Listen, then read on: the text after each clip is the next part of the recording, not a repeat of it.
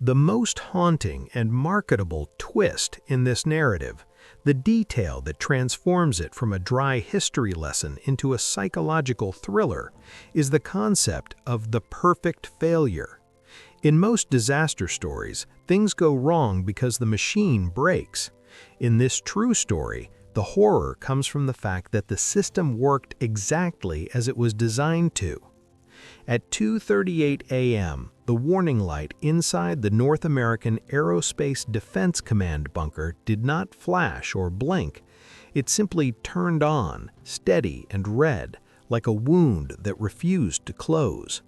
The room went quiet in a way that only people trained for catastrophe can recognize.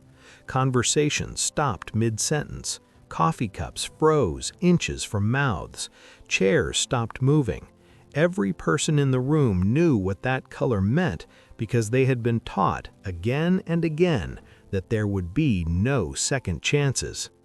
The computer system had a name, WOPR, the War Operations Plan Response System, but most of the officers simply called it the box. It was fed by satellites, radar arrays, and early warning stations scattered across the northern edge of the continent. Its job was not to think. Its job was to calculate, and the calculation it was now presenting was simple and horrifying. A massive Soviet nuclear launch was already underway. On the screens, thin white arcs traced paths from deep inside the Soviet Union toward North America. Each arc represented a missile. Each missile represented a city: New York, Washington, Chicago, Omaha, Seattle, Los Angeles. The system estimated impact times in minutes, not hours. There was no scenario in which evacuation mattered anymore. This was the endgame planners had spent 3 decades preparing for. One officer reached for the phone that connected directly to the Pentagon. Another began opening the authentication procedures that would escalate the alert level to DEFCON 1, a state so severe it had never officially been reached. In theory, this was the moment when history stopped being written by politicians and started being written by protocols. And yet, something felt wrong. It was not a technical error that first raised doubt. It was human instinct. The radar data showed a launch pattern that was too perfect, too symmetrical.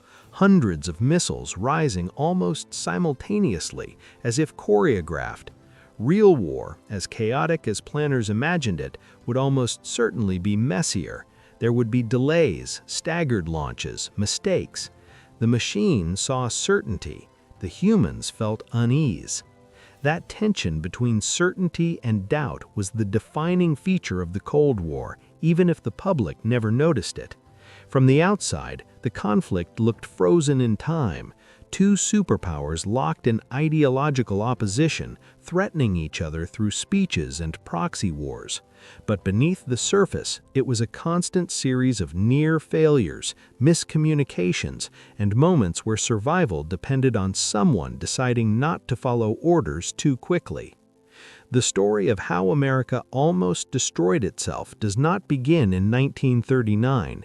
It begins in August 1945, in the white heat of 2 explosions over Japan. Hiroshima and Nagasaki were not just acts of war, they were demonstrations. In a single moment, the United States revealed that it possessed the ability to end cities in seconds. The world understood immediately that nothing would ever be the same. American leaders understood something else just as quickly. If one nation could build such a weapon, others would follow. The question was not whether the Soviet Union would acquire nuclear arms. The question was how long the United States would remain the only power with them.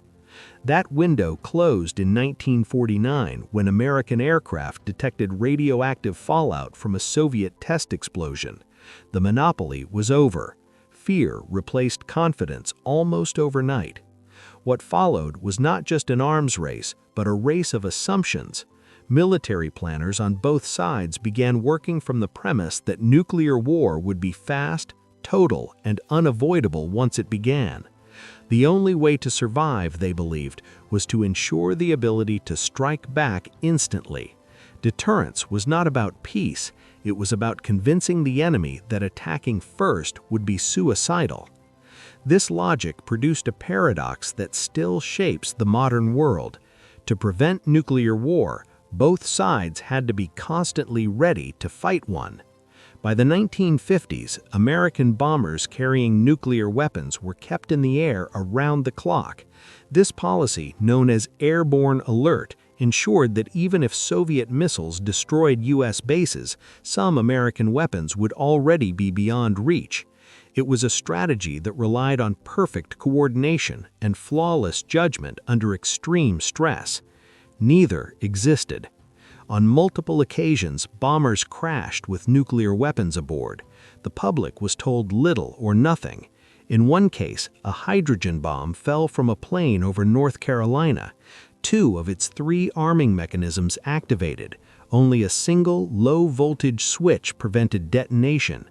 Had it failed, much of the East Coast would have been contaminated, and the incident would have looked from the outside like a Soviet attack. These were not isolated accidents. They were symptoms of a system stretched beyond its limits, a system that trusted human beings to manage machines capable of ending civilization while operating under constant fear.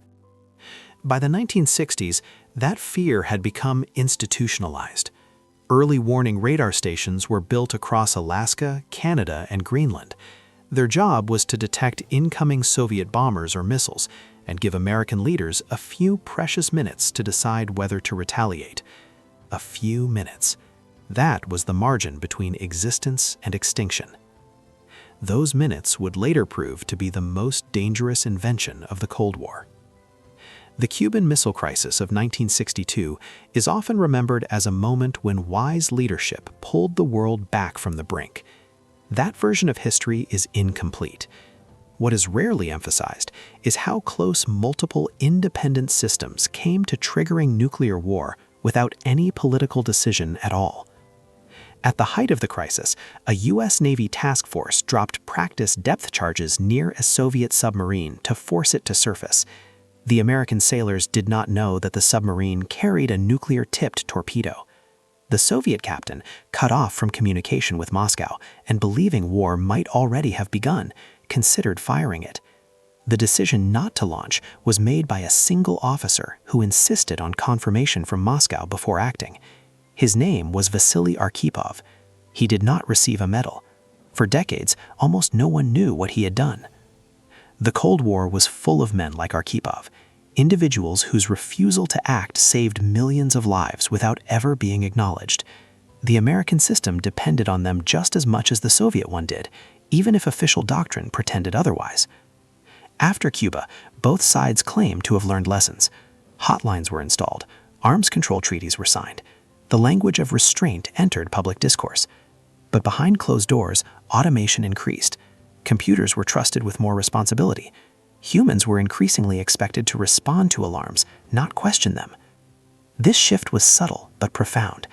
In the early years, warning systems existed to inform commanders. By the 1970s, they existed to pressure them. Every technological improvement reduced the time available for human judgment. Faster detection meant shorter decision windows. Shorter windows meant greater reliance on pre-planned responses. The system was becoming less flexible, not more. Which brings us back to the red light in the mountain.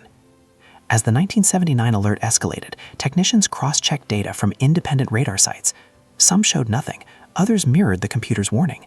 Confusion spread. Protocol demanded immediate escalation, but escalation itself would generate signals that could be misinterpreted by the Soviet Union as preparation for a real strike. This was the nightmare scenario planners had feared, but never fully solved. A false alarm that looked real enough to trigger retaliation. At Strategic Air Command headquarters in Nebraska, bomber crews were ordered to their aircraft. Engines began warming. Missiles were brought to higher states of readiness. Submarines received coded messages indicating a major event was underway. Each step increased the risk that someone, somewhere, would misread intent and act prematurely. The president was notified. Advisors scrambled. And still, no missiles had actually been launched. The truth, when it finally emerged, was almost embarrassingly mundane. A training tape, a simulation designed to test readiness had been mistakenly loaded into the live system. The computer did exactly what it was supposed to do. It responded to the data it was given. The system had not failed. The system had worked perfectly. That realization should have triggered a fundamental reassessment of nuclear command and control. Instead, it was quietly buried. Procedures were adjusted. Apologies were exchanged behind closed doors. The public never learned how close it had come to oblivion. And the machines stayed in place. In the years that followed, similar incidents occurred again and again. In 1980, a faulty computer chip generated false warnings of a massive Soviet launch. In 1983, a Soviet early warning officer named Stanislav Petrov received data indicating that American missiles were on their way. Like Arkhipov before him, he trusted his judgment over the machine and reported the alert as a false alarm. He was later reprimanded for not following protocol. By then, the pattern was clear to those willing to see it. Nuclear war was not most likely to begin with a deliberate political decision. It was most likely to begin with a mistake. The Cold War did not end because the system became safer. It ended because the system was lucky. Even today, thousands of nuclear weapons remain on high alert. Early warning systems are faster, more complex, and more opaque than ever. Artificial intelligence now assists in data analysis, promising greater accuracy while introducing new forms of opacity and risk. The red lights are still there. The countdown clocks still exist. The margin for error is still measured in minutes. The difference is that the people who once hesitated, who once asked whether the computer might be wrong, are disappearing from memory. Their stories are not taught in schools. Their names are not widely known. Yet every day the world continues, it does so because at crucial moments, someone chose doubt over certainty. And that may be the most fragile defense humanity has ever relied upon. The danger did not vanish with the end of the Cold War. It only changed its shape.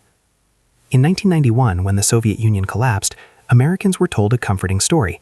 The enemy was gone, the nightmare was over, and history had chosen a safer path. Nuclear arsenals would shrink, tensions would fade, the red lights would finally dim. For a brief moment, it almost felt true. Bombers were taken off constant alert. Some missiles were deactivated. Politicians spoke openly about a peace dividend, as if decades of fear could be converted into something useful. But inside command bunkers and early warning centers, very little actually changed. The missiles did not disappear. They were stored, maintained, modernized. The launch procedures remained. The logic of deterrence stayed intact, quietly waiting for a new justification. And perhaps most importantly, the systems designed to detect and respond to an attack were never dismantled. They were too valuable, too expensive, too deeply embedded in national security thinking to abandon. What did change was the sense of certainty. During the Cold War, fear had been focused. The threat had a face, a flag, a predictable ideology. After 1991, that clarity dissolved. New states inherited nuclear weapons. Old command chains fractured. Safeguards that had relied on rigid hierarchies were suddenly operating in environments defined by chaos and corruption. In the early 1990s, American intelligence agencies received reports that sounded like bad fiction. Nuclear materials missing from storage sites. Scientists unpaid for months, selling expertise to survive. Guards responsible for protecting warheads who had not been paid in weeks, sometimes months. The nightmare was no longer an intentional launch by a superpower. It was an accident, a theft, or a misunderstanding by someone no one had planned for. The United States responded by doing what it knew best, building more systems. Programs were created to secure former Soviet weapons. Funds were allocated to improve detection technology. New treaties were negotiated. Yet even as the number of deployed warheads declined, the speed of potential annihilation increased.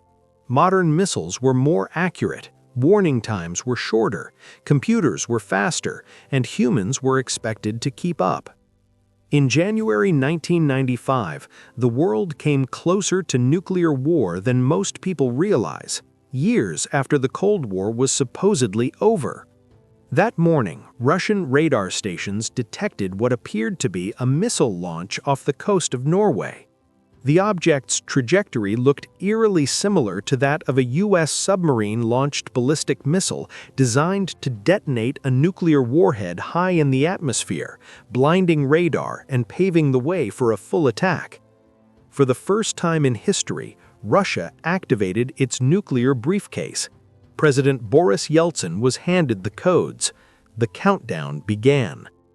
What Russian commanders did not immediately know was that the missile was a scientific rocket launched by Norwegian and American researchers studying the Northern Lights. The launch had been properly notified through diplomatic channels months earlier. The paperwork existed. The warning had been sent.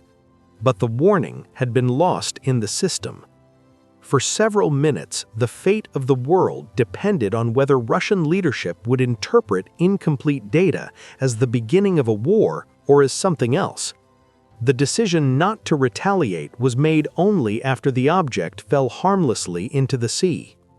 Again, no one celebrated. Admitting survival would have meant admitting vulnerability. In the United States, similar incidents accumulated quietly. Power failures at radar stations, satellites blinded by solar storms, software updates that introduced unexpected behaviors. Each event was investigated, patched, and filed away. The underlying assumption that nuclear deterrence could be managed indefinitely without catastrophic error was never fundamentally questioned. By the early 2000s, a new factor entered the equation: automation at a scale previous generations could not have imagined. Machine learning systems began assisting in threat assessment. Algorithms filtered sensor data, prioritized alerts, and reduced human workload. On paper, this made sense. Computers did not get tired. They did not panic. They processed information at speeds no human could match. But they also did not understand context. An algorithm could recognize a launch signature, but it could not grasp political nuance, human intention, or the difference between an accident and an attack. It could calculate probability, but it could not feel uncertainty. And in a system built around rapid response, probability often masqueraded as certainty. Former commanders began voicing concerns, often after retirement, when they were finally free to speak. They warned that decision times were shrinking to the point where meaningful human judgment was becoming impossible. They described scenarios in which presidents might have less than 5 minutes to decide the fate of civilization. 5 minutes to absorb information, 5 minutes to consult advisors, 5 minutes to choose whether millions would live or die. History suggested that the greatest protection against catastrophe had always been hesitation, moments when individuals slowed the system down just enough to let doubt enter the room. Automation threatened to erase those moments entirely. The irony was painful. The more technology advanced, the more fragile the system became. Public attention, meanwhile, drifted elsewhere. Terrorism, economic crises, pandemics, climate change. Nuclear war felt like a relic, a fear belonging to another era. Films and documentaries revisited the Cold War as nostalgia, not as warning. Younger generations grew up without the constant background anxiety that had shaped their parents and grandparents. But the machines never forgot. They remained active, waiting for inputs, interpreting signals, executing plans written decades earlier. They did not age, they did not reflect, they did not ask whether the world had changed. In quiet moments, some of the people who had once sat in those bunkers still thought about the nights when alarms sounded and nothing happened. They remembered the weight of phones in their hands, the hum of ventilation systems, the sense that reality had narrowed to a single decision. Most of them never spoke publicly. There was no language for what they had experienced. How do you explain to someone that the world survived because you chose not to act? The official histories of the United States rarely dwell on these moments. They focus on victories, treaties, leaders, and speeches.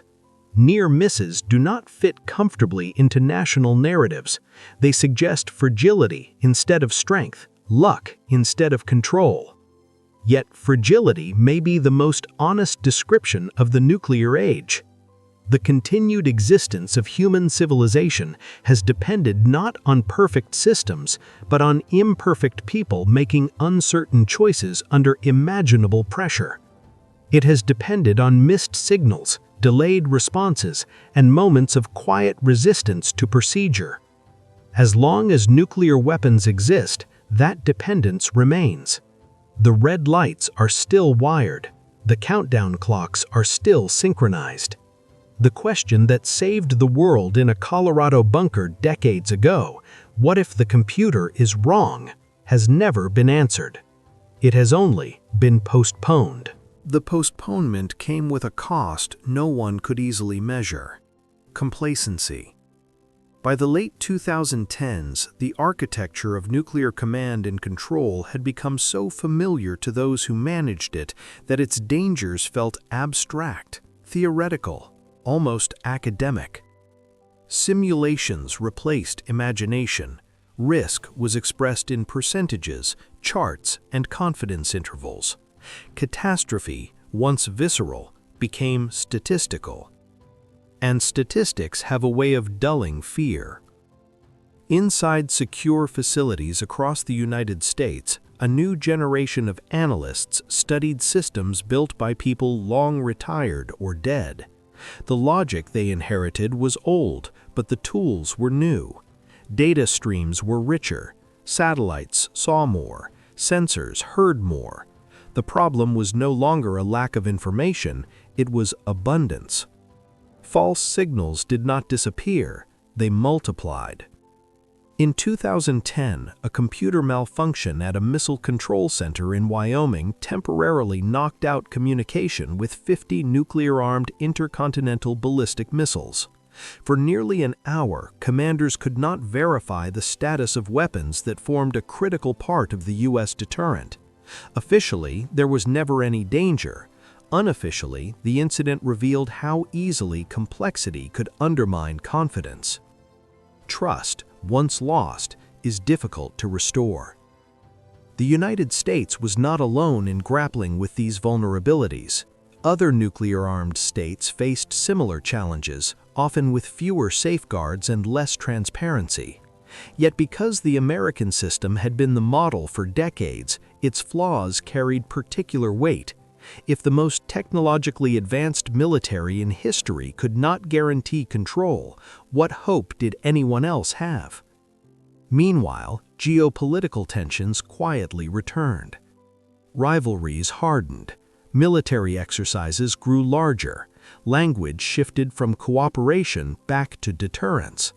Modernization programs expanded nuclear arsenals in ways that were technically defensive but psychologically destabilizing.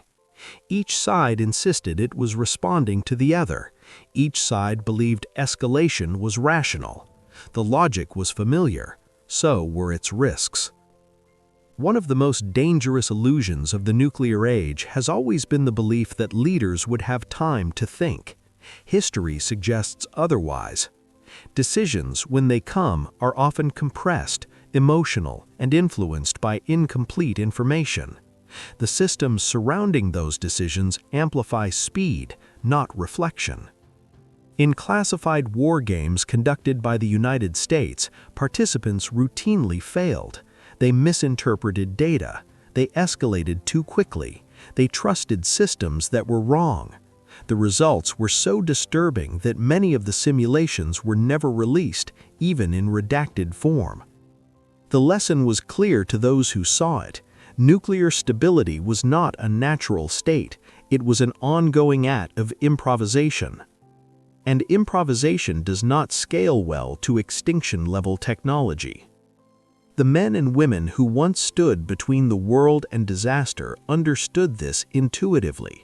They did not see themselves as heroes, they saw themselves as obstacles, small, imperfect obstacles slowing down a machine that had no sense of proportion. Over time, those obstacles were engineered away. Redundancy replaced discretion, automation replaced hesitation, doctrine replaced judgment. Each change made sense in isolation. Together, they formed a system increasingly hostile to human doubt. The paradox deepened.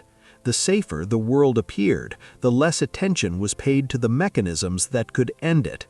Nuclear war became unthinkable, which made it easier to forget how easily it could begin. Somewhere in that forgetting lies the greatest danger of all.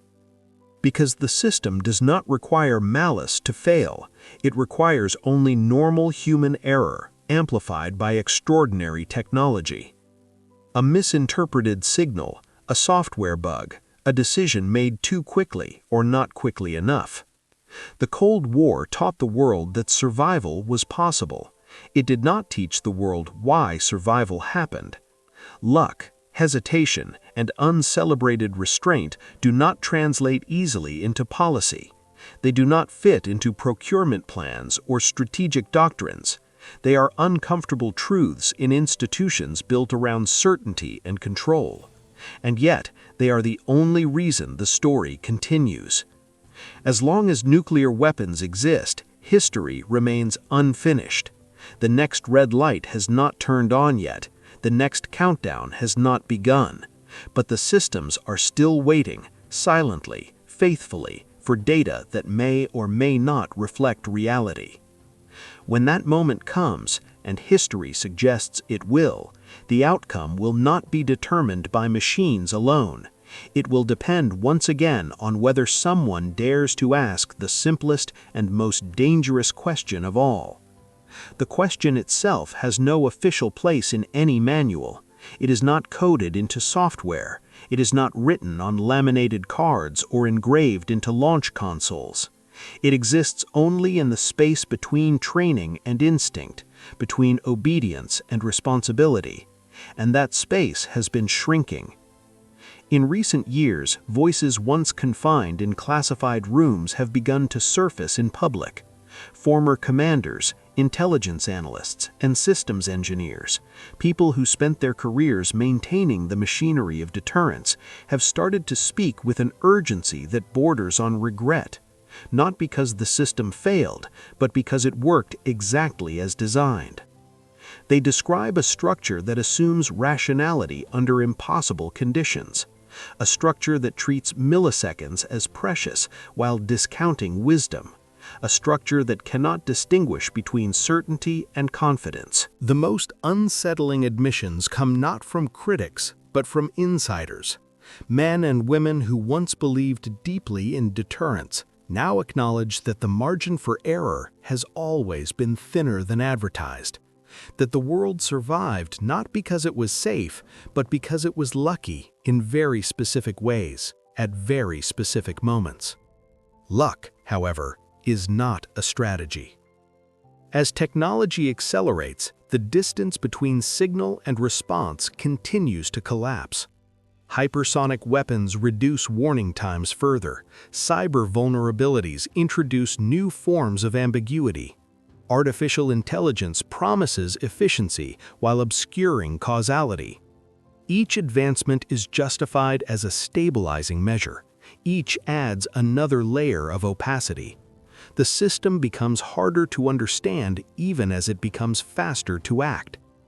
In such an environment, the greatest risk may not be an intentional attack, but a crisis misread as one.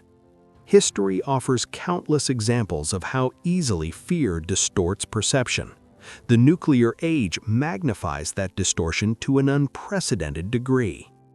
Yet there is no dramatic alarm bell announcing this danger, no single moment that captures public attention. Instead, there is a slow erosion of the habits that once saved the world: skepticism, patience, and the willingness to question machines that speak with absolute confidence. Those habits cannot be automated. They must be taught, remembered, and defended, often against institutional pressure to do the opposite.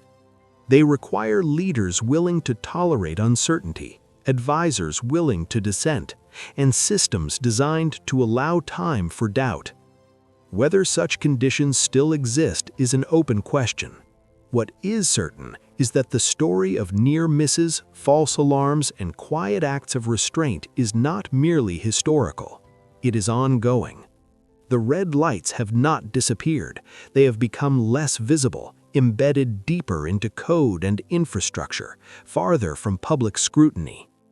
And perhaps that is the final irony of the nuclear age. The greatest threats to human survival are managed in silence by systems few understand, guided by assumptions rarely examined.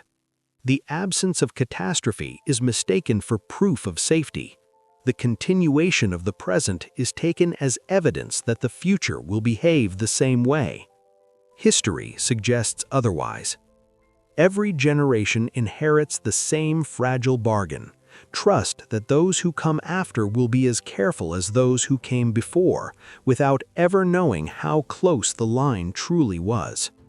The stories of those moments are fading, replaced by abstractions and assurances. But the reality remains unchanged. The world has not become immune to its own inventions. It has merely learned to live beside them, hoping that tomorrow will resemble yesterday. Hope, too, is not a strategy.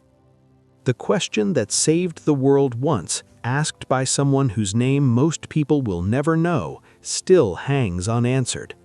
It waits in the silence between alarms, in the seconds before decisions harden into actions. And one day, it will be asked again.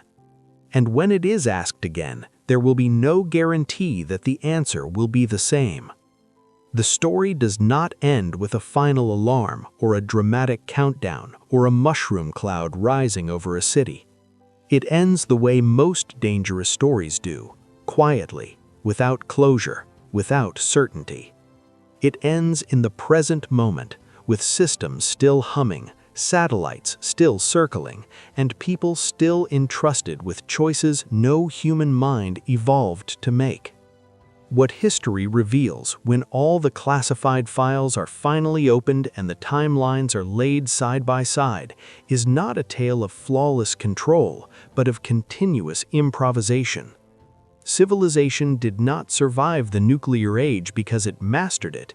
It survived because again and again, individuals interrupted the machinery just long enough to prevent it from doing what it was built to do. Those individuals were not extraordinary in the way movies portray heroes. They were tired officers on night shifts, analysts staring at screens for too many hours, engineers who noticed patterns that felt wrong, presidents who hesitated when the logic demanded speed. Their strength was not courage in the traditional sense, it was restraint. Restraint is invisible. It leaves no ruins, no monuments, no victory parades. It produces nothing to point at and say, "This is what we saved." It asks the world to recognize an absence as an achievement. Because nothing happened, history moved on. The nuclear age taught humanity how to destroy itself with precision and speed. What it never fully taught was how to live with that knowledge without becoming numb to it. Over time, the extraordinary became routine, the unthinkable became managed, the end of the world became a scenario, not a fear. And yet, beneath the routines and procedures, the fundamental truth remains unchanged. The power to erase civilization exists, and it is held together by systems that cannot comprehend the value of what they might destroy. Machines will continue to improve. Algorithms will become more confident. Decision windows may shrink further. But no amount of technology can replace the moral weight of hesitation. No system can calculate the worth of a future that has not yet been lived. The story of how America and the world survived its closest encounters with annihilation is not a reassurance. It is a warning written in near misses and forgotten names. It tells us that survival has always depended on the weakest, most human element in the system: doubt. As long as there are people willing to slow down, to question, to resist the seduction of certainty, the story continues. Not safely, not comfortably, but consciously. The day the story truly ends will not be announced by a siren or a red light. It will come when hesitation disappears entirely, when machines speak and humans stop listening to their own uncertainty.